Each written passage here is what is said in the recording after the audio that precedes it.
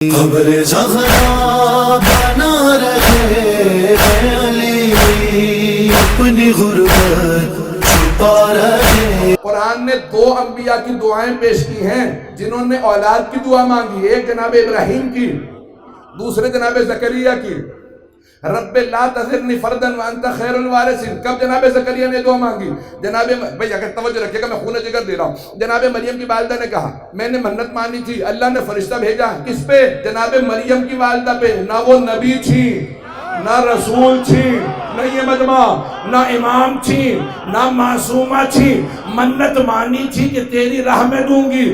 اللہ نے ان کی نسل میں ایک معصوم نبی بھیجنا تھا، ایک معصوم بی بی بھیجنی تھی۔ توجہ، آخری آدمی تک جناب مریم کی والدہ پہ وحی آئی، اللہ نے قبول کر لیا زکریا کو بیٹی دے دو۔ جو ایک معصومہ اور ایک معصوم کی ماں اور نانی ہو انہیں وحی آئے، مسلمانوں کو اعتراض نہیں۔ اور اگر کوئی 12 اماموں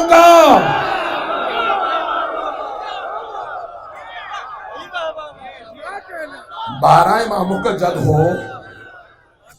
جناب زکریا کی دعا قرآن میں ہے، رب لا تذرنی فردا وانت خیر الوارثین، تو بہترین وارث دینے والا ہے، مجھے تنہا نہ چھوڑنا، وارث دے دے۔ جناب زکریا نے دعا کی، اللہ نے کہا اِنَّا نُبَشِّرُکَ، ہم آپ کو بشارت دے رہے ہیں ایک ایسے جوان بیٹے کی جسے ہم حکم نبوت بھی دیں گے، اور وہ ہے جناب یحییٰ۔ یا یحییٰ خذ الکتاب۔ بھئی وقت نہیں ہے کہ میں تفصیل میں جاؤں، مجھے اشارہ مل چکا کہ وقت تمام ہو چکا۔ اب یہ ساری آیات ایک اشارہ، جو ایک نتیجہ دینا چاہتا ہوں، جناب زکریا نے اللہ کی بھیجی ہوئی معصومہ کو پالا، دعا مانگی مجھے بھی ایسا بیٹا ملے۔ توجہ، کچھ پہنچ گئے میرے بزرگ۔